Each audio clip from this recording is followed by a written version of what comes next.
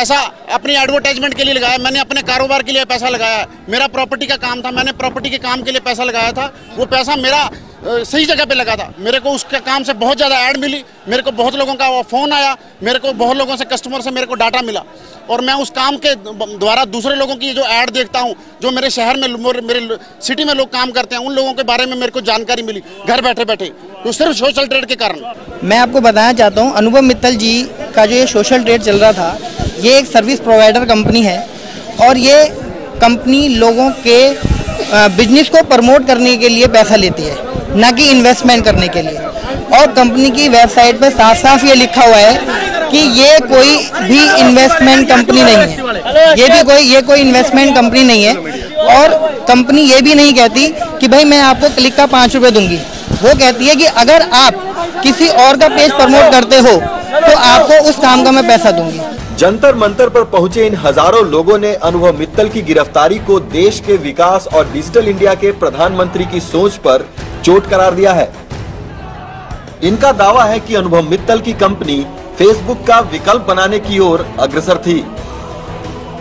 देश के विकास और स्वदेशी अपनाव की दिशा में यह एक क्रांतिकारी कदम था, लेकिन एसटीएफ और राजनीतिक पार्टियों के दबाव में कंपनी को ही बंद कर दिया गया। इन्होंने प्रधानमंत्री मोदी और उनके सरकार से भी इस पर हस्तक्षेप की मांग की है। कम 500 लोगों की टीम इस समय है और हर एक बंदा बहुत जरूरतमंद है। हम नहीं कह सकते एक दिन भी किसी का पे आउट, कोई कुछ भी नहीं रुका, कोई कंपनी का फ्रॉड नहीं है। हजारों लाखों लोगों को इस कंपनी ने काम दिया है। हमारी यही रिक्वेस्ट है कि प्लीज जल्द से जल्द अनुभव मित्तल जी को फ्री करें, जिससे फिर से लोगों को रोजगार मिले। अनुभव मित्तल जी ने मुझे ये प्लेटफॉर्म दिया जो इतना अच्छा था, घर बैठे ही मुझे इनकम हो रही थी और डेली मेरा पैसा मेरे बैंक में आ रहा था। कैसे ये फ्रॉड हो गया? अगर एक हाउसवाइफ को घर बैठे हुए अर्निंग हो रही है तो ये फ्रॉड हो गया।